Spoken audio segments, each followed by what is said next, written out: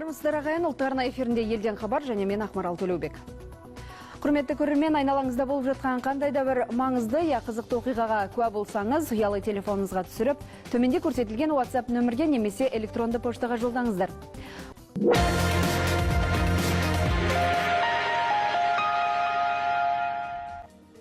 Қазақ халқы Наурыз мерекесін ұлыстың ұлы күні деп атап, ұлы істерді осы жаңа күнде қолға алған. Сондай игі істердің бірі табиғатты мәпелеп, айналаны тазартып, ағаш отырғызу. Наурыз мерекесі қарсаңында Шу ауданының мектептерінде ұстаздар мен оқушылар атадан мирас болып қалған дәстүрді жалғастыру мақсатында қолдарына құрал саймандарын алып, қоршаған ортаны тазалап, ағаш көшеттерін екті. Көктемнің жадыраған шуақты күндерін пайдаланып, Шу ауданына қарасты Жамбыл атындағы орта мектебінің ұстаздары мен балалар жасөспірімдер өлкетану және туризм орталығының жас өлкетанушылары мектеп төңірегіндегі көктемгі абаттандыру және санитарлық тазарту жұмыстарына кірісіп кетті. Әр аптаның сенбі күндерін құр өткізбей, құрал саймандарын арқалап, қоршаған ортаның тазалық жұмыстарына арнағанды дұрыс көрді.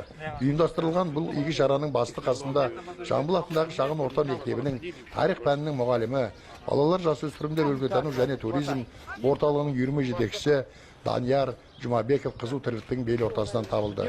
Енді біздің оқушыларды еңбекке баулу барысында не істеудеміз? Көктемнің бір күні бір жылға азық дейді. Қазақ ата бабамыз. Бір тал кессең 10 тал ет дейді.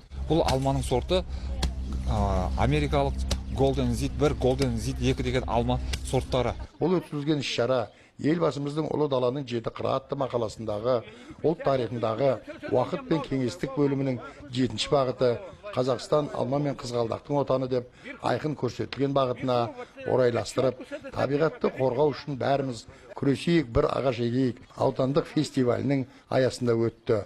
Атаулы шараның мақсаты жас өлкетанушыларды туған жерінің табиғатын сақтауға баулып, көгалдандыру жұмыстарымен шұғылдандырып, және жеміс ағашын отырғызудың қыр-сырын меңгеру, күтіп баптауға, қорғауға жас өлкетанушы ретінде өз үлесін қосуға бағытталды. Бұл күнгі отырғызылған жеміс ағаштары сол мезгілден ақ жер анаға тамыр тартты.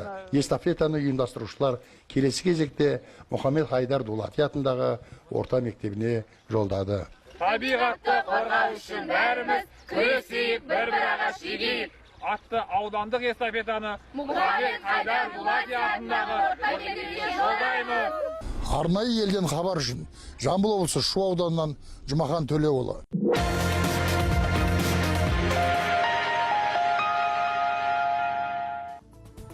Ардақты ағайын, бізбен бөлісер осындай қызықты ақпараттарыңыз болса, төменде көрсетілген WhatsApp нөмірге немесе электронды поштаға жіберіңіздер. Өздеріңізден жаңалық күтеміз.